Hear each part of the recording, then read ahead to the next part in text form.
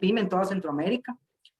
Algunos datos importantes de la relevancia que dentro del parque empresarial de Guatemala, y yo creería que en toda Centroamérica, tiene el sector de micro, pequeña y mediana empresa. Yo tal vez quisiera iniciar mencionando que Guatemala tiene un lugar, no sé si llamarle privilegiado, pero bastante especial en este tema del crecimiento para 2020 en el marco de la crisis mundial por la pandemia y las proyecciones de crecimiento. Luego el Banco Central de Guatemala se espera cierre del 2020, el Fondo Monetario Internacional es lo que proyectaba, y además también una proyección para 2021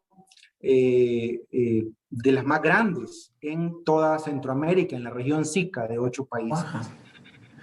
En ese sentido, para mí es importantísimo poner esto en contexto porque debido a varias razones, un sector exportador fuerte, remesas que no disminuyeron, en todo lo contrario, aumentaron en Guatemala, entre otros, da esta, digamos, punto de partida, un de crecimiento que es el de los menores que hay en toda Latinoamérica. En promedio, de acuerdo al Fondo Monetario, el 2020 va a decrecer en 7%, Guatemala lo hará en -2, -1.8, 2.5, y un crecimiento para 2021 esperado bastante grande. Ahora, ¿cuál va a ser el rol del sector MIPYME? Ya lo decía Gloria, estamos hablando del 98% del parque empresarial, el 80% de los empleos y el 40% del Producto Interno Bruto. El rol va a ser fundamental en la potencialidad de crecimiento económico para Guatemala en el 2021. Ahora, es importante conocer también como las características del sector MIPYME en Guatemala y de acuerdo, solo un poquito para compartir algunos datos, de acuerdo a Mineco, 38%, el 29% del sector MIPYME está en el sector comercio. Y este sector ha sido uno de los más afectados por la crisis económica en el 2020. Baja en el consumo, cuarentenas, restricciones al comercio por cierre de negocios, cambios en los patrones de consumo debido a la pandemia. Es una obligación para el sector comercio renovarse inmediatamente o prácticamente morir. Entonces, si tenemos una tercera parte prácticamente del sector MIPYME dentro de comercio, es realmente vital atender este sector económico para que el sector MIPYME pueda reactivarse en 2021 y por ende ayudar al crecimiento económico, volviendo a decir que el parque empresarial está 98% conformado por el sector MIPYME. Ahora, otro tema importante para mí es que dentro del universo de la micro, pequeña y mediana empresa, que es el 98%, si desagregamos ese 98%, tenemos prácticamente un 80% que es microempresa, un 9% más o menos pequeña empresa y el restante para llegar al 98%, perdón, es 88% microempresa, 9% pequeña y el restante mediana. Entonces, esto también es clave porque incluso dentro del universo MIPYME, a veces hay que tener en cuenta estas características de cada uno de estos subsegmentos, ¿no? Micro, pequeña y mediana. Porque de la micro a la mediana hay un salto bastante grande dentro de sus características, ¿verdad? Por ejemplo, micro, pequeña, de acuerdo al Acuerdo Gubernativo 211-2015, de 1 a 10 empleados, pequeña de 11 a 80 y la mediana de 81 a 200. Entonces, estamos comparando una microempresa tal vez de 5 empleados, donde está el 88% de todo este MIPYME, con medianas que tienen hasta 150 o 200 empleados. Entonces, es importante esto por varias razones, por las características propias de cada uno de estos subsegmentos, ¿verdad? Y un plan de recuperación debería de tomar en cuenta esto. Y también importante para mí, cuando la pregunta dice cuál sería el rol de la MIPYME, para mí enfocarse en la micro y pequeña, esa subsegmento de la MIPYME, micro y pequeña, es importante también por la permeabilidad en el territorio que estas tienen, porque si uno se pone a ver la cantidad de empresas que hay de acuerdo a cada subsegmento, por supuesto en los 3 casos y en todos los casos, en el departamento de Guatemala, donde está la gran concentración de empresas. Sin embargo, si uno ve la distribución de los diferentes... Perdón, se me cerró el micrófono. Entre los diferentes departamentos de Guatemala, es la micro y pequeña la que está menos concentrada. Hay, por ejemplo, en la microempresa, hay diferentes departamentos donde hay una gran concentración de empresas, siempre Guatemala siendo el primero, pero luego hay una permeabilidad en la territorialización de esto. En cambio, en la mediana, prácticamente fuera de Guatemala, y ya no se diga en la grande, fuera de Guatemala hay poquísimas, casi nada, ¿verdad? Entonces, es importante también tomar en cuenta esto porque cualquier política pública que pueda ir dirigida específicamente a garantizar las necesidades o a satisfacer las necesidades de la micro y de la pequeña empresa, no solo va a ayudar al crecimiento económico, porque ahí está el gran número de empresas de la MIPYME, sino también que estamos ayudando a territorializar ese crecimiento económico y no solo concentrarlo en la capital y sus alrededores. Para mí esto también es clave cuando hablamos del rol de la MIPYME en el crecimiento, porque si nos enfocáramos en la mediana y la grande, por supuesto hay un buen cantidad del Producto Interno Bruto que ahí se genera, pero la cantidad de empleos no es tan significativa como en la micro y pequeña, y además los beneficios se concentran en una zona territorial específica y limitada. Entonces, hay que tomar en cuenta eso cuando hablamos del rol de la MIPYME, su territorialización, la segmentación entre micro, pequeña y mediana, y como tercer punto también la sectorización. Ya decía yo, una tercera parte de la MIPYME está en el sector comercio, uno de los más afectados por la crisis mundial, y por ende también cualquier respuesta de política pública tendría que ir focalizada a estos elementos. Por aquí me quedará yo con mi primer análisis, Gloria.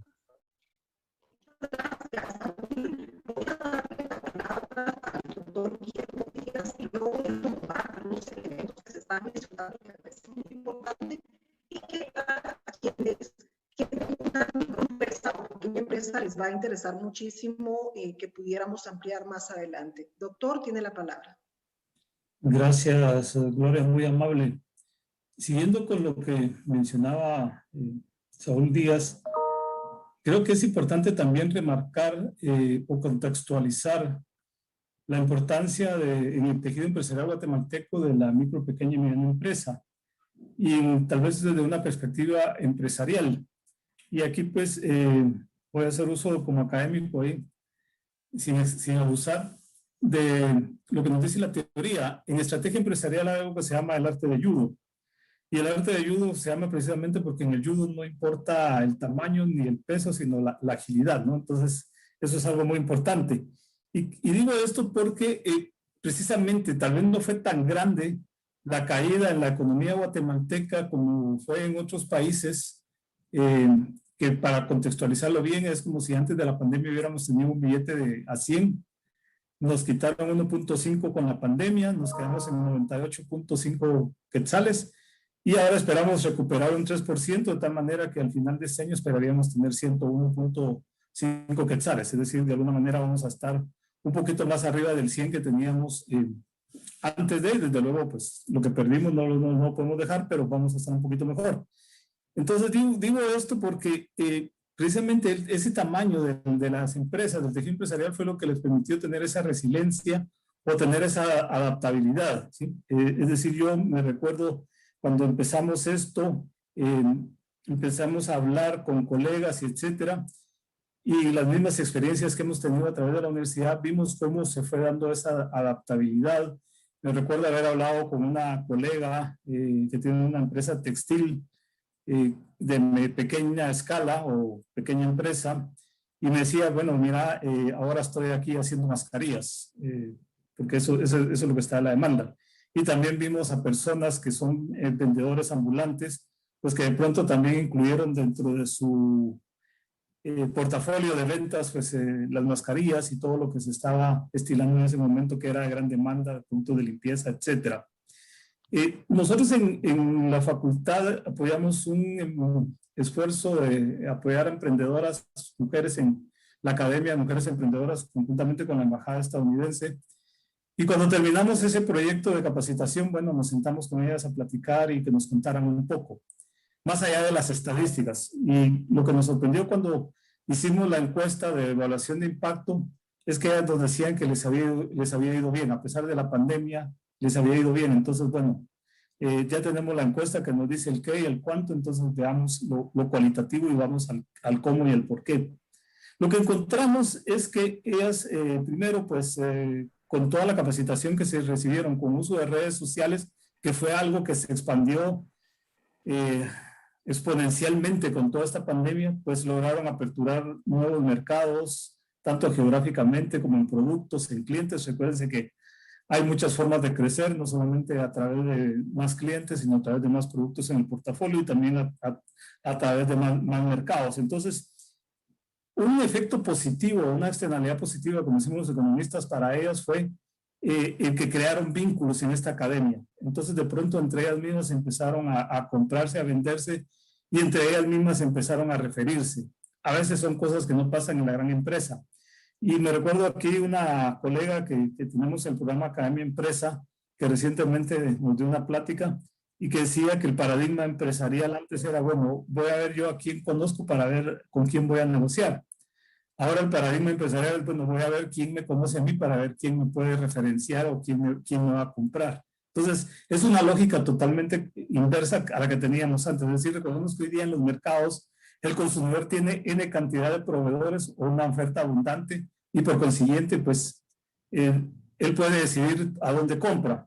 Y eso fue precisamente una de las ventajas que aprovecharon la pequeña y la mediana empresa, esa adaptabilidad de poderse reconvertir rápidamente. Me decían ellas, miren, cuando el comercio formal de centros comerciales estuvo cerrado por la pandemia, pues nosotros pudimos estar abiertos. Tuvimos que adaptarnos a ir a hacer el delivery, como se le estila decir hoy día, o la entrega a casa.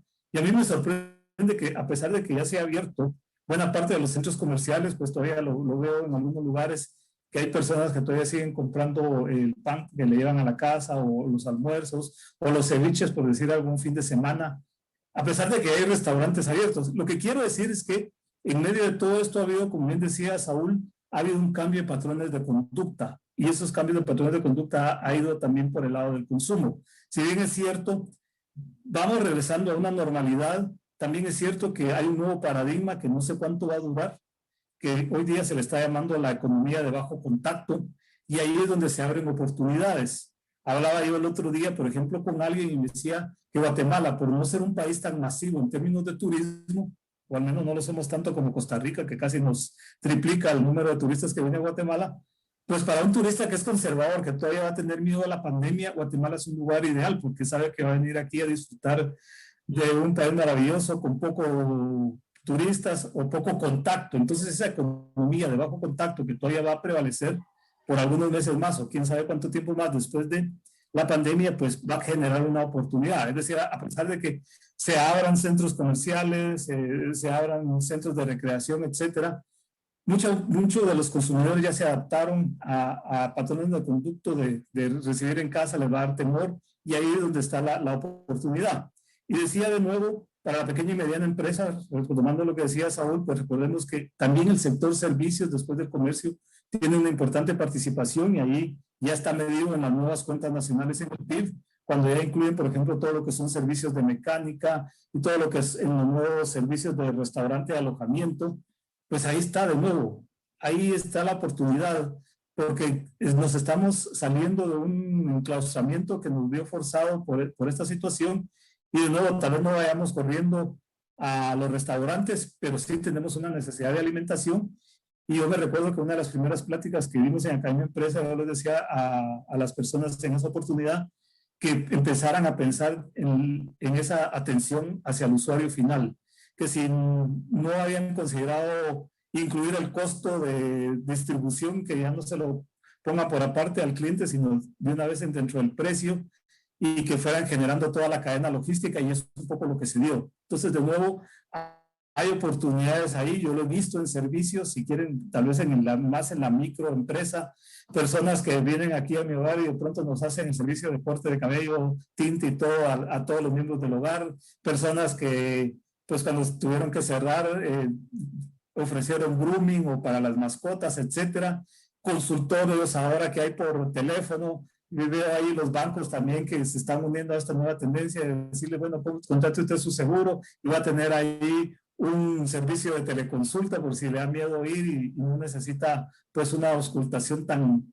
extensiva o invasiva, pues puede hacer una llamada telefónica, etcétera. Entonces, toda esa nueva dinámica que está generando creo que es una oportunidad, como ya he dicho, y que la aprovecharon, como le digo, en los estudios que nosotros hemos hecho, y de nuevo, tanto en el comercio como en otras latitudes o en otros servicios, todo lo que antes estaba detenido, por ejemplo, el transporte, pues ahora ya hay oportunidad de que se mueva y ya nuevamente los servicios de mecánica se van a reactivar. Yo miro mucha oportunidad ahí.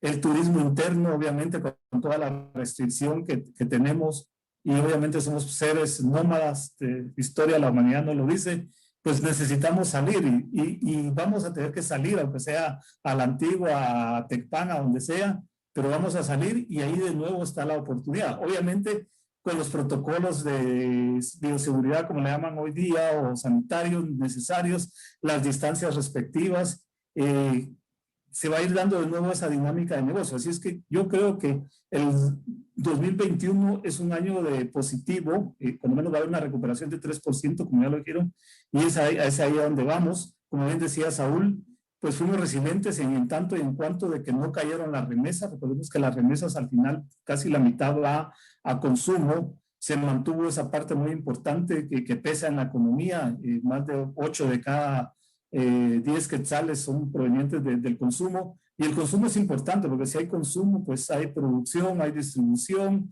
hay cadena logística, etcétera, etcétera. Y por último, pues como le digo, la crisis también genera oportunidad y lo hemos visto. Yo me recuerdo que dentro de todas esas entrevistas hablé con algunas personas del sector transporte que se dedicaban al transporte de personas de call center, y de pronto cuando los call centers van a el trabajo remoto, se quedan sin empleo, etcétera. Y me dice, mire, lo que hice fue reinventarme, ese famoso concepto que se puso de moda ahora, y se fue al segmento de mensajería. Entonces ahora ya no es transporte de personas, en la medida que estuvo cerrado, pues se fue a la mensajería, porque el delivery, personas que tienen que entregar paquetes, mercadería, etcétera, etcétera. Y entonces es ahí donde va la gran oportunidad. Creo que lo que tenemos que hacer como pequeños y medianos empresarios es buscar esa oportunidad, no pretender seguir en lo mismo, porque como ya sabemos, no vamos a obtener resultados diferentes, sino adaptarnos a las nuevas necesidades, y ahí pues como seres humanos lo hemos hecho a lo largo de la historia de la humanidad. Así es que yo con eso terminaría, Gloria, para no exceder más tiempo. Gracias, doctor. No, muchísimas gracias, los aportes están siendo bien interesantes. Voy a retomar algunos aspectos que se mencionaron. Me llama la atención muchísimo lo que Saúl indica, que para poder contribuir en una política pública, en un contexto que se pueda realmente desarrollar la MIPYME, y sobre todo después de una crisis, él habla de una segmentación, es decir, entender al sector primero segmentándolo, y interpretado esto como que las necesidades de la microempresa no son iguales a la pequeña y no son iguales a la mediana. Esto es muy importante para lo que va a continuar. Luego, me gusta y me llama muchísimo la atención la territorialidad. Ese es otro aspecto que muchas veces no se consideran, y no es lo mismo las empresas que se están desarrollando dentro de lo que es el departamento de Guatemala, la urbanidad, la ciudad, comparado con las empresas que se desarrollan con otro tipo de limitantes en acceso a los servicios para hacer este desarrollo, y que están en la territorialidad.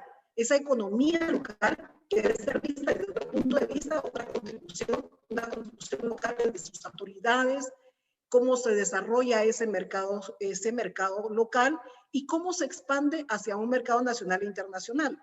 El otro punto que toma Saúl es con respecto a la sectorización, y un poco de esto abordó el doctor Díaz, ¿verdad? Cuando habla de las oportunidades. Esto muy, muy interesante también, de cómo se levantaron las empresas ante la crisis, el sector particularmente, y él hablaba de la resiliencia de la microempresa. Es decir, lo traslada a la adaptabilidad de reconvertirse. Y eso fue una realidad. Veamos entonces las ventajas y desventajas de estar dentro del marco de un sector, ¿verdad? Esa microempresa que puede ser tan pequeña, pero que es tan resiliente a los cambios, y cómo podemos aprovechar entonces las circunstancias que nos vienen. Yo ahí introduciría un poco el tema que nos trae hoy, que es conversar un poco sobre ese plan para la recuperación de la economía que propone desde la política pública el gobierno actual, y ver si realmente este sector puede tomar provecho de las acciones que se proponen o definitivamente quedan al margen de esa propuesta. Porque esto es interesante, el sector MIPYME necesita de ese apoyo gubernamental para poder continuar en su dinámica. Me podrán decir, mire, independientemente que si nos ayuden o no, nosotros continuamos. Y eso es cierto en cierta medida, pero también necesitamos ese contexto de la política pública que logra apoyar para terminar de potencializarla. Entonces, hemos examinado que el plan de recuperación tiene algunos aspectos muy puntuales que llaman la atención, que los veo como que son para que puedan aprovecharse dentro del sector MIPYME. Uno de ellos, ya lo mencionaba en los días, es cómo generar y promover protocolos de bioseguridad para probar. Y aquí podemos mencionar el sector turismo en general, ¿verdad? Cuyas empresas que están encadenadas, la mayoría son MIPYMEs y que han tenido que adaptar estos protocolos. La otra de las medidas es facilitar el acceso a instrumentos financieros. Esto tal vez podemos ampliar en el conversatorio, cómo es que entra en juego, y ahí se hablan de leasing, que por cierto la ley se acaba de aprobar, el factoring que ya estaba aprobado desde el año 2019, habla de capital semilla para nuevos emprendimientos, de una red de inversionistas que promuevan estos emprendimientos, y luego de fondos de garantía para la agricultura. Un poquito de que nos conversemos qué se puede aprovechar ahí. Y finalmente, dentro de este tema que es muy amplio, se habla de fortalecer las cadenas de valor de alta capacidad de empleo. Por supuesto, cuando hablamos de alta capacidad de empleo, todos quisiéramos desarrollar ese tipo de negocios económicos que por supuesto van a haber una expansión de empleo. ¿Por qué? Porque perdimos empleos. En la práctica se perdieron muchísimos empleos y ahora lo que queremos es recuperarlo. Y dijimos al principio que el sector MIPYME es el que ofrece el 80% del empleo en Guatemala. Y me pregunto, ¿qué pasó con todos esos empleos y sobre todo los sectores más golpeados, como fue justo la cadena del sector turismo, la cadena completa del sector turismo, muy golpeada, los hoteles, los restaurantes? Entonces, ¿qué pasa? Que en esto se está ofreciendo una recuperación por medio de cadenas de valor de alta capacidad. Ya lo decía el doctor, pero con esto para darle la palabra, que hay que buscar las oportunidades. Veamos entonces por parte de ustedes cómo consideran que va a impactar, qué oportunidades son las que estamos viendo, o definitivamente dentro del debate vemos que estamos quedando aislados. Magíster Saúl tiene la palabra. Muchas gracias, Gloria. Bueno, con este tema del plan de recuperación económica, yo lo primero que puedo mencionar es que el hecho de tener un plan ya es algo positivo. Mencionaba en la introducción, Gloria, que no tiene una temporalidad clara de hasta cuándo va a llegar, pero sí cuándo debe iniciar. Digo esto porque, digamos, como economista siempre veo todo relativo. A nivel de Centroamérica no existen todos los países, no todos los países tienen un plan específico, ¿verdad? Entonces yo creo que como punto de partida, dar ese optimismo en el tema del plan. Ahora, viendo el plan específico en sus tres ejes, ¿no? En el eje de, como lo decía Gloria, de recuperación y generación de empleos, el otro de atracción de inversiones estratégicas y el tercero de fomento al consumo de bienes y servicios, y tal vez voy de tercero a primero. Creo yo que el tema de fomento del consumo de bienes y servicios guatemaltecos es uno de los primeros o de los más importantes en relación a la MIPYME, porque bien lo decía el doctor Díaz, en el sentido de es el consumo el que le genera la dinámica a la economía y principalmente a la MIPYME y a los sectores en los que la MIPYME están concentrados, ¿verdad? Ya decíamos ambos que por un lado es comercio y por el otro lado es servicios, si no me equivoco, más o menos ahí están el 70% de las MIPYME en esos dos sectores. Entonces es clave el tema de la estimulación de la demanda, ¿verdad? Ahí queda un poquito vago en el plan cuáles son los mecanismos específicos para hacer esto, pero creo que en esencia eso es, digamos, importante. Ahora, viendo en el tema en el segundo, del tercero al segundo, en el eje de atracciones y inversiones estratégicas, por supuesto, tiene mucho sentido y eso son medidas anticíclicas, como le llamamos nosotros los economistas, ¿verdad? Cuando hay una crisis, el gobierno se pone a hacer mucha inversión pública, carreteras, aeropuertos, etcétera. Eso genera empleos a través de la construcción, pero sin embargo son temas muy puntuales, sí anticrisis, sí anticíclicas, pero que al final no, a largo plazo, digamos, tampoco, y viéndolo desde el sector MIPYME, no están generando un impacto duradero, específico, ¿verdad? Yo creo que se requieren acciones específicas desde este plan de recuperación para este tema, ¿verdad? Y luego hay otros asuntos en el eje de atracción de inversiones estratégicas como relocalización, nearshoring y otros que creo que va mucho más hacia la gran empresa y al gran capital que a otros, ¿no? En el tema de empleos, yo pensaría que es importante, porque Gloria hizo mucho énfasis en el tema de acceso a instrumentos financieros. Para mí esa es una clave en el sector MIPYME.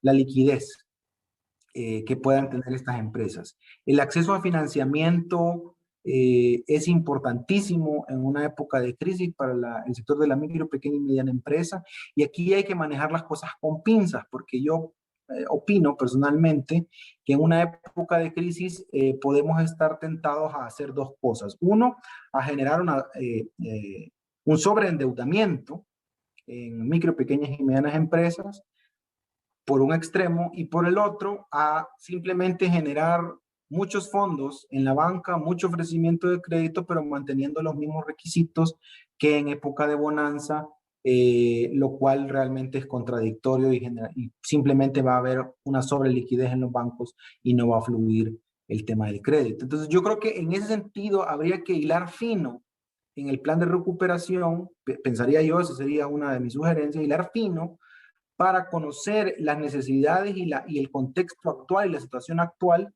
de cada uno de estos segmentos, ¿verdad? De la micro, de la pequeña y mediana, sus necesidades de capital.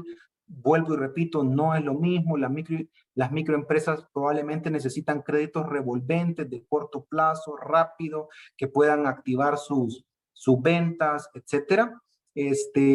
Pero la pequeña y mediana probablemente necesite otro tipo de productos, como lo puede ser el leasing, ¿verdad? Que como decía Gloria, ya tiene su ley y que de hecho es bastante interesante que haya un marco regulatorio para esto. Eso es por un lado, pienso yo. Y luego por el otro, que también habla el plan de recuperación sobre capital semilla, red de inversionistas. Nosotros como Swiss Contact estamos ejecutando un proyecto que busca facilitar y fomentar este tipo de inversiones no tradicionales, de financiamiento, perdón, no tradicionales, a través de red de inversionistas ángeles, fondos de capital semilla, capital de riesgo, etcétera. Esto es principalmente ya para la creación de nuevas iniciativas empresariales, principalmente pequeñas y medianas, pero este tipo de herramientas, de instrumentos financieros no tradicionales es bastante clave, y principalmente tomando en cuenta lo que decía el doctor Díaz sobre la reinvención que se ha dado en el tejido empresarial guatemalteco y yo diría regional, ¿verdad? Yo lo decía, nuevos patrones de consumo. El doctor decía, me encantó el tema de la economía de bajo contacto, ¿verdad? Es solo el hecho de estar en una dinámica de economía de bajo contacto, por supuesto, transforma los modos de negocio, los modelos de negocio actuales, pero también crea la oportunidad para generar nuevos modelos de negocio que al menos en Guatemala no existían. Y eso es importante para tener para aprovechar de la crisis esa oportunidad, pero es necesario estos instrumentos financieros no tradicionales como el capital semilla, red de inversionistas ángeles, capital de riesgo, en inglés le llaman equity, al menos a nivel micro, que es decir, comprar un poco la participación de una nueva empresa. Este tipo de acceso a herramientas financieras no tradicionales para mí es importante en los segmentos de la pequeña y mediana empresa, para poder generar esa recuperación activa. Y bueno, tal vez un punto importantísimo que creo yo que es vital es el tema de la bioseguridad. El doctor lo decía, me gustó, somos nómadas, no vamos a salir. De hecho, hay mucho estrés psicoemocional, incluso por estar tanto tiempo encerrado. Realmente es necesario salir. En algún punto esto va a volver a suceder. Probablemente el paradigma de la economía de bajo contacto persista, pero de todos modos habrá que salir. Y para cuando esto suceda, este tema de bioseguridad es clave, y fortalecer las capacidades en la MIPYME, en donde hay, por lo general, una economía de mucho contacto en el tema de servicios y en el tema de comercio. Es importantísimo este tema de la bioseguridad. Entonces yo creo que el plan también debería no solo de dar lineamientos sobre lo que significa la bioseguridad, sino también fortalecer las capacidades en este sentido, ¿verdad? Nosotros, por ejemplo, nos aliamos en su momento, el año pasado, con Universidad Galileo para capacitar a más de 1.200 micro y pequeños empresarios en línea, a nivel virtual, para el tema de bioseguridad. Pero esto, por supuesto, podría venir, por ejemplo, de INTECAP y de otras instituciones del Estado que pudieran facilitar este tema. Por ahí me quedo, Gloria. Gracias, Saúl. Fíjate que vamos a darle una dinámica muy interesante con esa participación que estoy recogiendo del público. Primero, preguntas, si podemos ampliar, doctor Díaz, un poco este concepto de economía de bajo contacto, que creo que por primera vez lo estamos escuchando, muy interesante, para que aclare al público, pero después nos gustaría escuchar un poco más de estos impactos a nivel sectorial. Es decir, la composición de la MIPYME mayoritariamente está en comercio. O sea, cuando nace una empresa, una microempresa o una pequeña empresa, surge para comerciar, es decir, compra y vende. Y eso sucedió muchísimo ahorita con la pandemia. Pudimos verlo con el fenómeno de las mascarillas. Todo el mundo andaba buscando las mascarillas porque había una escasez. Y ahí se cumplió la ley de la oferta y la demanda, que ustedes los economistas pues la utilizan mucho, y de verdad, a mayor demanda, mayor precio, y eso sucedió con las mascarillas. Estaban carísimas. Pero sucede que la composición entonces, en primer lugar y mayoritariamente, es comercio. Hay un segundo lugar que está ocupando hoy por hoy, que es servicios. Y el sector servicios ocupa también un buen porcentaje del sector. Y seguido, pues vamos a tener la composición de empresas agrícolas, agroindustriales y, por supuesto, voy a separar el sector turismo. El público quiere escuchar cuál es ese impacto que se espera en esta perspectiva económica a nivel sectorial. El doctor Guillermo Díaz, le dejo a usted esta pregunta. Perfecto, gracias, Gloria, muy amable. Sí, si quiere empiezo por la agricultura. Recordemos que la agricultura tuvo la ventaja precisamente por esa economía de bajo contacto, es decir, porque no estaba tan sujeta al acercamiento físico, sino era más de distanciamiento físico, que no cerró totalmente, y de hecho fue la única que creció el año pasado alrededor de 1.5%. Caso contrario, por ejemplo, en el comercio, que ahí sí sufrió el cierre total por un buen tiempo y después parcial, o los servicios, como el que usted mencionaba, de todo lo que es alojamiento por el turismo, tanto interno como externo. Entonces, lo importante fue que, de nuevo, el comercio, a pesar de eso, siguió manteniéndose, porque todos tenemos necesidad de consumo. Teníamos necesidad de abastecernos en nuestras necesidades básicas de alimentación, etcétera. Y pues de alguna manera se dio esa dinámica. Y de servicios también. yo me recuerdo, yo no tal vez voy a ejemplificar, una chef muy famosa que de parte de su menú es explicarle a uno qué es lo que está cocinando, etcétera, y cuando cerró, pues ella no se detuvo, porque yo tuve la oportunidad de entrevistarla cuando nos vimos en nuestro congreso facultativo, y le digo, mire, chef, ¿y cómo le ha ido?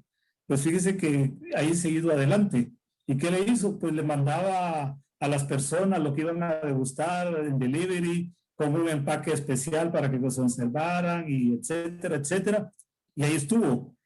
Otro caso que estamos escribiendo con una colega de Cucultéis de Tour Gastronómico, la acabamos de reentrevistar después de un año, y yo le digo, mire, Rebeca, ¿y cómo le fue? Pues fíjese que con eso que, como usted bien decía, Gloria, la demanda de alquileres bajó, pues pude rentar un nuevo local en la antigua, y entonces ahora estoy también en una especie de economía solidaria, en un colectivo, y ahora vendo un montón de productos, etcétera. Lo que ya mencionaba de las redes que se fueron creando en este programa de Academia Empresa, una señora de Chiquimula me dice, mire, Guillermo, yo antes compraba 5 o tostaba 5 quintales de manía a la semana, ahora son 10. ¿Por qué? Porque no aproveché todo lo que me dio la virtualidad. Ahora ella va al transporte y despacha manía para Puerto Barrios, como lo hace como para acá la ciudad de Guatemala, porque es esa facilidad de contactos que le permitió las redes sociales, hasta incluso a que Saltenango despacha su manía. Entonces, aún en que estuvo cerrado, lo que estoy tratando de transmitir es que tenemos que salir de toda la caja que tradicionalmente tenemos y buscar nuevas formas de hacer negocio. Y ahí voy a la economía de bajo contacto. Yo sé que van a haber personas que de pronto van a tener miedo de regresar al gimnasio, pero necesitan hacer ejercicio. Su cuerpo está acostumbrado, lo desean. Entonces ahí es donde se abre la oportunidad, y ahí lo enlazo con lo que dice Saúl del Capital Semilla.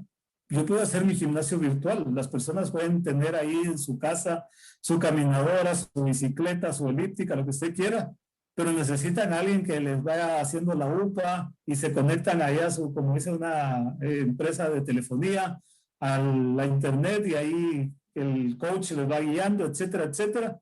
Y ahí es donde vamos a necesitar estas nuevas formas de ver cómo llegar a prestar los bienes y servicios. Entonces, en agricultura el panorama va bien, vamos a crecer casi igual que el año pasado. En comercio hay una recuperación importante, lo mismo que en servicios, como ya mencioné, cuando menos ahora ya hay restaurantes donde pasar a comprar algún menú, lo que sea. En alojamiento también ya se está dando por el aspecto del turismo interno, y lo vimos desde el año pasado, cuando fueron las fiestas de fin de año, pues hubo oportunidad de que muchos viajaran, etcétera. Y creo que eso se va a mantener. Entonces, ese 3% de crecimiento global, hay oportunidad que todos lo aprovechemos. Creo que el gran desafío es pensar cómo aprovecharlo. Y ahí es donde viene el concepto de la adaptabilidad, buscar de nuevo insertarnos como pequeña y mediana empresa en las nuevas tendencias de todo lo que es el marketing digital. Eso es algo muy importante. Y recordemos que el consumidor ahora también está buscando experiencias. Yo no sé, a mí nunca se me hubiera ocurrido, por ejemplo, hacer una cata virtual de vinos, y sin embargo se dieron. Hay personas que pagan por eso, y yo sé que tal vez uno no se va a hacer millonario, pero yo veo que hay gente haciendo negocio de eso, y no estoy hablando de países del primer mundo, estoy hablando aquí en Guatemala. Yo quise ahorita apoyar una fundación precisamente para el Día del Cariño, que le mandaban a uno su menú al su hogar, etcétera, el día viernes. Y pues me sorprendió que ya no había espacio, porque obviamente son muy limitados, no tienen una logística como para atender a miles de personas, pero sí algunas personas para poderles mandar el delivery y que puedan degustar en su casa, etcétera, con las instrucciones. Y uno se conecta a la internet y ahí le dan la explicación técnica que está comiendo, cómo debe calentarlo, conservarlo, etcétera, etcétera. Entonces, de nuevo, hay esas oportunidades. Sí, de acuerdo con que los servicios financieros, ustedes se dan cuenta, también son de los que han crecido y seguirán creciendo. El crédito pues no se interrumpió, ni siquiera cayó, se mantuvo en un 5%. La importancia de lo que mencionaban de la inversión extranjera, en la medida pues de que se den nuevos proyectos de inversión. Recordemos que cuando se da una inversión extranjera directa, que es crear un nuevo edificio, una nueva fábrica, etcétera, prontamente se genera un empleo en la construcción. donde se genera un ingreso para esa familia que va, si ustedes quieren, a la tienda de la esquina, a la tortería, al panadero, etcétera, y ahí empieza a actuar toda la cadena. Como nosotros hicimos en economía, siendo un economista francés de hace mucho tiempo, ¿Dónde está? toda oferta crea su propia demanda. En el momento que todas las personas o las personas tienen un ingreso, en su bolsillo en ese momento se reactiva la comida y consumen a otro, esa otra persona consume a otro y así se va dando el encadenamiento. Entonces, creo que el gobierno está haciendo las mejores intenciones y algo muy importante también que vale la pena resaltarlo en este foro es que en un país como Guatemala, donde siempre ha habido un paradigma dominante que es más proempresarial y menos pro gobierno, pues la pandemia nos vino a evidenciar aquí en cualquier parte del mundo que necesitamos tanto mercado como Estado o gobierno. Entonces necesitamos políticas públicas y como bien leí ahí en el foro, necesitamos que estos gobiernos locales se activen también. Las municipalidades tienen que tener una oficina de desarrollo local. Yo no sé por qué muchas no lo tienen aún, pero ese es un mandato, lo deben de tener para poder potencializar en todo lo que es el desarrollo local, ver cuáles son las fortalezas del municipio, cuáles son los recursos que cuenta, etcétera. Tal vez ahí el desafío es que como ciudadanos empecemos a ejercer nuestros derechos y pedir que la política pública se ejecute o se elabore tal cual nosotros la necesitamos. Entonces, por ahí yo me iría, Gloria, para no extenderme más. En concreto, creo que el plan de gobierno tiene oportunidades con todo esto de leasing. Tal vez yo no puedo comprar un automóvil hoy día para hacer un Uber, pero lo puedo rentar. Y es un poco lo que se daba en la práctica con el mercado de taxis, que uno le decía, mire, usted maneja el taxi y lo que yo le pido son 200, 250 por día y lo que le sobre pues es ya su ganancia. Pero no, yo no tenía capital y el leasing me lo va a permitir. De pronto yo me voy a tener que convertir en un Uber, un taxista, o de pronto yo no puedo comprar todo el equipo de cocina para armar mi restaurante, pero lo puedo rentar como opción a compras si después me lo permite, o la maquinaria, no sé. Recordemos que también está la ley de garantías mobiliarias, que más o menos ha ido funcionando. Yo creo que también es, y usted que está en eso, Gloria, lo conoce, es cuestión de educación financiera, que la gente entienda cómo funciona todo esto, porque si no lo entendemos, no lo usamos. Y yo me recuerdo muy bien cuando hice un estudio sobre cooperativas, yo también era escéptico y ahí fue después de hacer este estudio sobre cooperativas de ahorro y crédito, yo me asocié, afilié a una cooperativa porque también era escéptico, o sea, no entendía cómo funcionaba, estaba tan el chip de banco comercial aquí muy grabado, que hasta que hice ese estudio y tengo ya 11 años de estar en una cooperativa, no han quebrado, ahí está mi dinero, etcétera, etcétera, pero es cuestión de educarnos y esa es otra invitación también a formarnos, a seguir potencializándonos. Creo que esta pandemia después de nos va a obligar a lo que ya venía antes de un aprendizaje continuo, no un aprendizaje de una sola vez, sino un aprendizaje permanente, continuo y en muchas áreas. Todo lo que se pueda hacer de formación capital humano va a ser bienvenido porque realmente todos lo necesitamos en muchas otras partes que tenemos y los negocios también va atado a ello. Así es que espero con eso poder tener una panorámica para los que querían que ahondáramos un poco más. La buena noticia es que la economía se está recuperando, tal vez no tan rápido para algunos, pero hay una oportunidad. Y el desafío ahí de nuevo es cómo cada quien en nuestros segmentos, en nuestros sectores, en nuestros territorios, vamos a aprovechar esa oportunidad. De nuevo puse los ejemplos, personas que a través de las redes le venden a personas que no necesariamente están en su municipio, en su departamento, sino se fueron a nivel de país, que buscan la logística. Hoy hay muy buenos servicios de transporte, más allá del típico bus que antes había, y la gente está dispuesta porque quiere experimentar, quiere comprar, tiene necesidades. Y ese es el gran desafío que encuentran. Lo mismo pasa con los servicios, cualquiera que estos sean. Y en general, creo que con eso termino, Gloria, para no extenderme. Muchas gracias, doctor Díaz. Tal vez tomando, ya para ir cerrando, Magíster Saúl, hay unas inquietudes acá en el chat que se refieren a los costos que tienen que pagar las MIPYMES y sobre todo en los procesos de certificación. A ver, hay una brecha bastante alta entre la informalidad y la formalidad. Y justo estos procesos de certificación tienen que ver con cómo se va incentivando esa formalidad porque hay mayores oportunidades cuando las empresas empiezan a formalizar, mayores oportunidades de expandirse en los mercados, mayores oportunidades para internacionalizarse, incluso para ser proveedor del Estado, ¿verdad? Necesitamos esa formalización. Pero hay una preocupación manifiesta de quienes conforman la MIPYME por esos costos que implican esa formalización. Dentro de todo este plan, pues no se visualiza ese apoyo por parte del Estado o la política pública que se está proponiendo. Y otro tema importante que ya lo ha abordado el doctor Guillermo es la parte de financiamiento, ¿verdad? Él habló de algunos instrumentos, pero yo creo que existe la preocupación de los emprendedores cómo poder acudir a esos instrumentos financieros que no necesariamente sea el crédito bancario, sino que existan otras alternativas y que no sean de alto costo.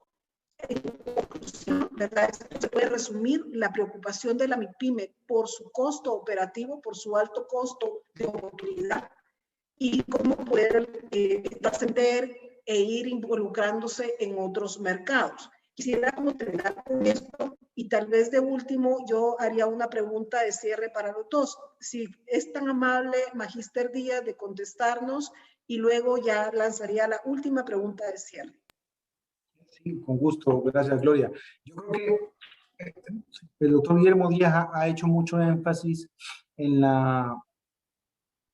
el hecho de que dentro de las crisis también puede haber oportunidades. Yo siempre analicé, en el caso de, bueno, como todos sabemos, en el caso de Centroamérica y Latinoamérica, la informalidad es enorme, ¿verdad? A veces dice que la economía que vemos formal es la punta del iceberg y que realmente el 80% de todo lo que está debajo es informal.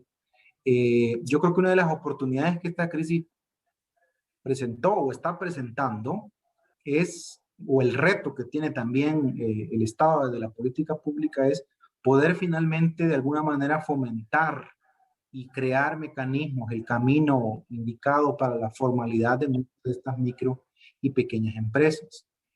Creo que eso en la región de Centroamérica no se está aprovechando todavía, y usted lo decía, Gloria, porque la formalidad genera, por supuesto, por un lado, facilidad, digamos, uno de los grandes retos y obstáculos de la formalidad en nuestras economías es también los obstáculos que existen para esto o los costos que esto puede conllevar, por ejemplo, en temas impositivos, porque no hay realmente un camino específico para que una microempresa informal pueda llegar a la formalidad.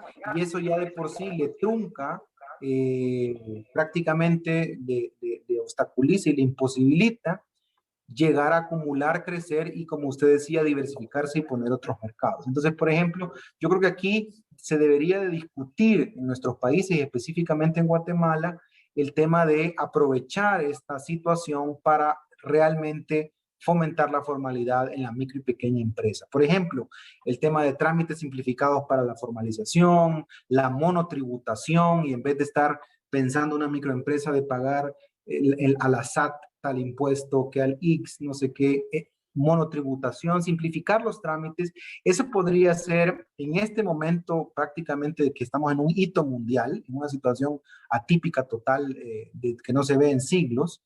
Podríamos pensar en esa ruptura de paradigmas para poder fomentar esta formalización. Y eso llevaría a que las micro y pequeñas empresas pudieran acceder a cosas que tal vez no pueden hacer desde la informalidad, como por ejemplo en el chat he visto varias participaciones, como lo decía Gloria, sobre las certificaciones, certificación de inocuidad cuando tiene que ver con alimentos, certificación de otro tipo cuando tiene que ver con servicios. Entonces yo creo que por ahí podríamos pensar en discutir y proponer complementos a este plan de recuperación sobre el tema de la formalidad en la micro y pequeña empresa. Ahora, con la segunda parte de la pregunta de acceso a financiamiento, yo estoy totalmente de acuerdo que el crédito bancario tradicional, que siempre he visto como como lo único que hay dentro del mercado financiero, erróneamente, creo que pudiera ser diversificado con algunas de las herramientas que se mencionan en el plan de recuperación, leasing, capital semilla, etcétera, pero también con otras aprovechando estos nuevos patrones de consumo y los potenciales modelos de negocio que existen. El doctor Guillermo decía algunos, ¿verdad?, que pueden surgir y algunos que ya existen. Hay un montón de modelos de negocio virtuales ahora y muchos que todavía no existen, creación de aplicaciones móviles para cualquier cosa. Y ese tipo de nuevos modelos de negocio necesitan estos financiamientos y yo mencionaba algunos, como por ejemplo capital de riesgo, equity, que es comprar participación dentro de una pequeña empresa, red de inversionistas ángeles. Hay en inglés, en esta red de inversionistas ángeles le llaman el small ticket, la pequeña entrada, porque hoy se está hablando de generalmente, yo no sé si ustedes han visto este programa el tanque de tiburones, ¿verdad? Aquellos grandes inversionistas que meten millones y millones o cientos de miles de dólares en ideas de negocio geniales, pero ahora se está hablando y nosotros estamos desde Swiss Contact promoviendo esto, la misma mecánica, la misma dinámica de pitch, de generar capital, de que inversionistas metan sus recursos en nuevas ideas de negocio, pero en el pequeño ticket, en aquello que ya no es cientos de miles de dólares, millones de dólares, sino más bien tal vez en miles de dólares, a lo mucho decenas de miles de dólares, pero que genera esa facilidad y ya no estamos hablando de crédito bancario, estamos hablando de coinversión. Pero estos esfuerzos que nosotros estamos haciendo, lo estamos haciendo desde proyectos de la cooperación internacional y creo que ahí sí nos falta el acompañamiento del Estado para poder pilotear estos nuevos mecanismos de financiamiento en ese sentido. Ahora, yo también quisiera abordar los mecanismos de financiamiento desde los territorios. Hay muchas preguntas en el chat, he podido ver sobre el tema del rol de los gobiernos locales. El doctor Guillermo Díaz hacía un comentario que estoy totalmente de acuerdo sobre el protagonismo que deberían de tener las municipalidades a través de sus oficinas de desarrollo económico local, que muchas no tienen, que otras muchas sí tienen, pero que no están bien equipadas o solo es una persona la que está en esa oficina de desarrollo económico local. Es importante también equipar las capacidades institucionales y del personal de las municipalidades, de las instancias departamentales del MINECO, del MAGA, etcétera, un poquito para generar este dinamismo económico local que se hace necesario para poder realmente generar ese consumo, esa dinámica, ¿verdad? Y desde los territorios, a través, por ejemplo, del cooperativismo financiero, también podría haber una solución para poder generar acceso a financiamiento en el interior del país. Sistemas como Micope y otros pudieran, a través del apoyo técnico de creación de nuevos productos, generar este acceso a financiamiento. Por ahí me quedo. Gracias, Saúl. Muy, muy atinado, ¿verdad? Yo creo que en la parte de financiamiento, por ahí lo decía en el chat, mire un fondo de garantía. El fondo de garantía creo que es muy urgente para poder mejorar el acceso al financiamiento, sobre todo de las microempresas que no tienen garantías que ofrecer. El fondo de garantía que actúa eso como un garante del crédito y todos los instrumentos que Saúl ha mencionado. Hay una pregunta que me gustaría que la puedan responder brevemente en el chat y dice, ¿qué piensan los invitados acerca de buscar el apoyo de los medios de comunicación para desarrollar campañas que promuevan el consumo de productos nacionales, particularmente las microempresas? Nos dice acá como un apoyo de la responsabilidad social de los medios, porque evidentemente pues comunicar en medios es un poco caro, pero me gustaría escuchar la opinión de ustedes en el espacio público.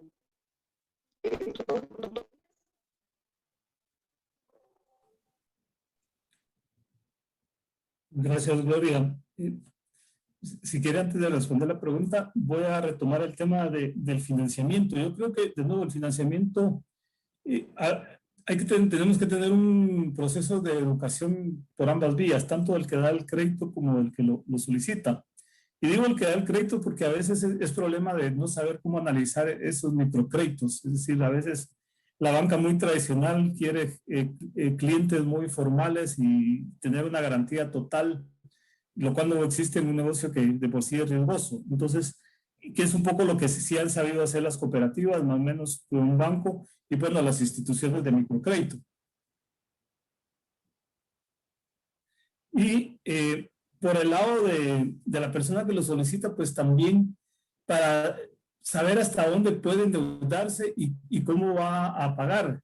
No simplemente decir, bueno, mire, yo lo voy a pagar, y un poco lo que mencionaba Saúl, hay que crear productos que sean financieramente adaptables a la persona.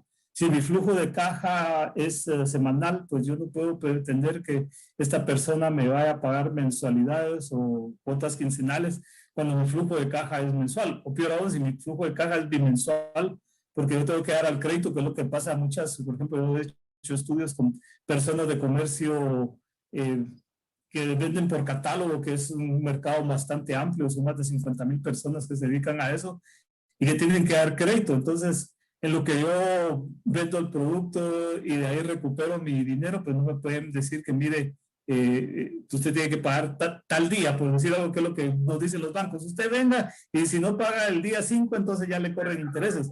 Pero resulta que esta gente a la que yo le vendí me va a pagar hasta la quincena porque es cuando tiene liquidez. Entonces, hay que tener una apertura tanto del lado de quien otorga el crédito como del lado de quien lo recibe. Creo que es un buen momento, las tasas están bajas. Yo no me explico, y ahí yo sé que no le va a agradar a lo que voy a decir ahorita, cómo es que un microcrédito que todavía tiene una tasa de mora baja sigue teniendo tasas de interés arriba del 20%. No me lo explico. O sea, para mí un microcrédito debe tener una tasa de interés mucho más baja porque está demostrado que no tiene un riesgo muy grande. Tiene una tasa de mora como si fuera un crédito de gran magnitud. Entonces ahí estamos hablando que no hay un riesgo mayor que el de un préstamo mayor, pero sin embargo sí hay una diferencia de más del doble en cuanto a tasas de interés. Entonces creo que ahí hay que hacer algún trabajo de sensibilización a las instituciones financieras, que sé que no son obras de caridad, son negocios, pero también creo que tampoco deben de tener ese tipo de tasas, porque entonces lo que hacen es que ya dificultan al pequeño y mediano empresario en el término que le obligan a tener que tener rentabilidades altas para poder pagar esos intereses. Hay que crear productos, insisto, en condiciones que le permitan a los pequeños y medianos, y ahí se requiere mucha creatividad, conocerlo. Los pequeños y medianos, contrario a lo que se piensa, tienen la mejor disposición de pagar. Yo recuerdo cuando fue la erupción del volcán de ceniza, y se estaba haciendo un estudio de microcrédito, y recuerdo unos agricultores de café que lo que fueron a decirle a la institución de microcrédito que les iban a pagar, pero que por favor no se fueran a retirar del territorio, por unirlo con lo que dice Saúl, porque eran los únicos que llegaban ahí a ofrecer crédito, que ellos iban a ver cómo reunían el dinero que pagaban, pero que por favor les siguieran dando crédito porque eran los únicos que les daban, y efectivamente así fue, pagaron, etcétera. Entonces ese paradigma de que la gente no va a pagar porque no quiere o no puede, etcétera, no es tan cierto. Aún en medio de esas tragedias de que ha habido terremotos, erupciones, inundaciones, etcétera, la gente mira cómo paga porque de nuevo tiene esa solidaridad familiar o de quien sea, de la remesa, como sea, se va pagando. Y lo ato ahí a lo que decían ahí. Creo que es muy importante también contar con los medios de comunicación para hacer esa campaña de educación, de sensibilización. Estamos en un momento oportuno que nos hace reflexionar. Yo veía también ahí, decía, bueno, busquemos de nuevo productos nacionales.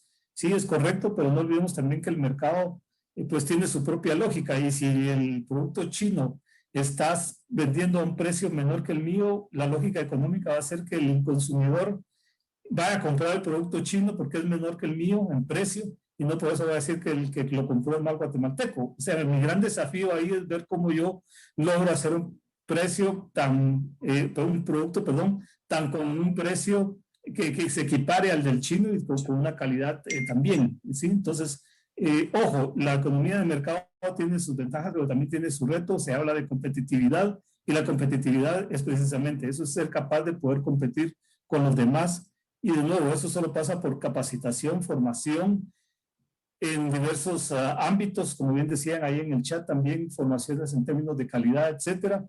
Y yo los invito, de nuevo, de parte de nosotros como universidad, tenemos ese mandato de dar formaciones. Actualmente estamos saliéndonos con el Ministerio de Economía para seguir en las formaciones. Estamos saliéndonos con un banco para dar formaciones, porque obviamente, aunque no queramos, pues los consultores tenemos que ganar.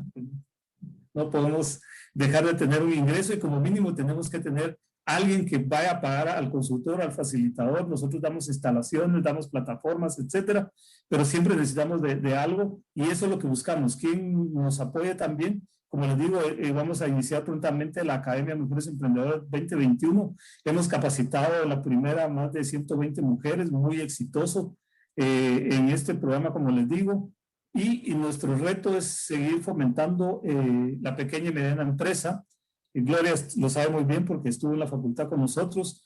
Nosotros pues tenemos nuestro sentimiento, nuestro corazón, principalmente en la pequeña y mediana empresa desde hace mucho tiempo. Siempre decimos que a nuestra visión la economía guatemalteca se erige sobre manos de mujer porque sabemos la importancia de la economía femenina y también hombros de migrante y sabemos que ahí lo que va es, detrás de todo ello, pues es micro y pequeña y mediana empresa y por eso es que nosotros apostamos a la micro y mediana empresa, aunque también tenemos relaciones y vinculaciones con las grandes empresas, pero de nuevo repito, nuestro corazón, nuestro mandato, nuestro interés, como se suele decir hoy día, está más que todo en la pequeña y mediana empresa. Yo con eso me quedo, Gloria, porque veo que ya el tiempo nos consume. Muchísimas gracias. Creo que ya el tiempo se nos acabó. Muy interesante el conversatorio que hemos tenido hoy con nuestros invitados. Solo cierro una conclusión. Para todo esto puedo recoger, de acuerdo a lo que ustedes comentaron, es que el panorama para 2021 se vislumbra positivo, que es importante que el sector encuentre las oportunidades. Ya conversaron ampliamente sobre esta economía de bajo contacto, que es algo nuevo que nos deja para todos hoy, esta noche. Agradecemos muchísimo a la participación de ambos, del magíster Saúl Díaz, del doctor Guillermo Díaz. Siempre es un gusto conversar con ustedes. Ojalá y el tiempo nos diera para tener un debate más amplio sobre este tema. Concluyo también que las necesidades de la MIPYME siguen siendo no atendidas. Esa es la conclusión que nos queda de acuerdo a la participación que tuvimos en el chat. El sentimiento es que todavía esa política pública no logra cubrir sus necesidades. Creo que todos las mencionamos y se vuelve a repetir el ciclo y se vuelve a repetir. Estamos cansados de que este plan de recuperación pudiera generar unas mayores oportunidades para el sector. Yo creo que también es importante ese tipo de foros para que sea informativo, de carácter informativo, que los que son parte del sector MIPYME tienen una microempresa, una pequeña o mediana empresa, sepan que existen este tipo de políticas y que a veces no las accedemos por falta de conocimiento, que podemos exigir desde nuestro rol, ¿verdad? Para que sean permeadas y que de alguna forma sea beneficio para el desarrollo de las MIPYMES. Así es que muchísimas gracias a los dos. Yo con esto cierro y creo que acá Philip retomará la palabra. Muchas gracias. Bueno, muchas gracias, Gloria. Muchas gracias, Saúl y Guillermo, por su excelente disertación. Creemos que hemos generado mucho valor para todos aquellos empresarios y personas que nos han acompañado esta noche. Y pues a mí no me queda más que invitarlos a que nos visiten en CEC Guatemala. Tenemos la solución que ustedes necesitan. Tenemos más de 1000 expertos disponibles para cualquier disciplina empresarial donde ustedes consideren que tienen un área de necesidad. En el chat he colocado algunos links donde ustedes pueden acceder directamente a una solicitud de consultoría. Y como he dicho en otras ocasiones, si ustedes tienen 10 minutos, bastan 10 minutos para poder hacerse de una consultoría. No están más lejos que de un clic en su ordenador. Así que muchas gracias a todos de nuevo. Estamos a las órdenes y estaremos contactándonos en el futuro porque tenemos una serie de webinars para los próximos meses donde estaremos tocando temas de muchísimo interés para las MIPYMES del país. Así que esperamos verlos muy pronto y espero saber muy pronto de ustedes también. Me tienen a la orden en los contactos que hemos colocado en el chat.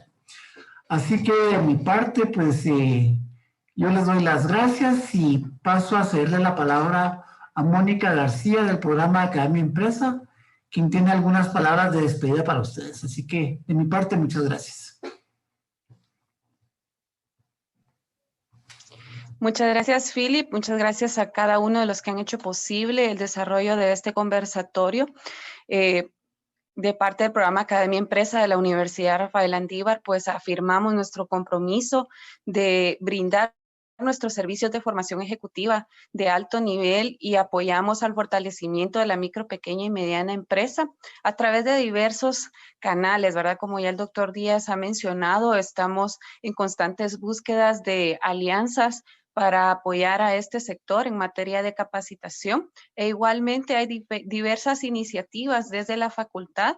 Les he compartido a través del chat el link del Facebook de la Facultad URL Económicas para que nos sigan. Ahí se publican diversas convocatorias para participar de los diversos programas de formación, apoyo a emprendimientos y también el acceso a los webinars que estamos realizando desde el programa para fortalecer en diferentes materias, ¿verdad? Mercadeo, finanzas, economía, administración de empresas, liderazgo. Estamos a sus órdenes, les invitamos a conocer más de nuestro programa, el correo del cual han recibido la confirmación para participar de este webinar es al cual ustedes se pueden comunicar y con mucho gusto les podemos ampliar el detalle de nuestros servicios y las posibilidades de apoyo que tenemos para brindarles y apoyarles. Deseándoles desde ya una feliz noche, un buen provecho a quienes van a ir a degustar los alimentos en la hora de la cena, ¿verdad? Agradezco por su tiempo, por acompañarnos y ojalá volvamos a encontrarnos muy pronto en otro de estos espacios de crecimiento, de formación, de aprendizaje. Y repito, estamos a sus órdenes desde el programa Academia Empresa. Diseñamos programas de formación a medida de las necesidades de las instituciones en el país y aportamos a la capacitación profesional del recurso humano, recurso vital y más importante para el desarrollo empresarial. Muy buenas noches a todos. Gracias a los disertantes, a Saúl Díaz, Guillermo Díaz, a Gloria Sarazúa por su apoyo en la moderación y agradecemos también a SEC Guatemala por esta colaboración para el desarrollo de este evento. Muchas gracias a todos. Hasta luego. Feliz noche. Feliz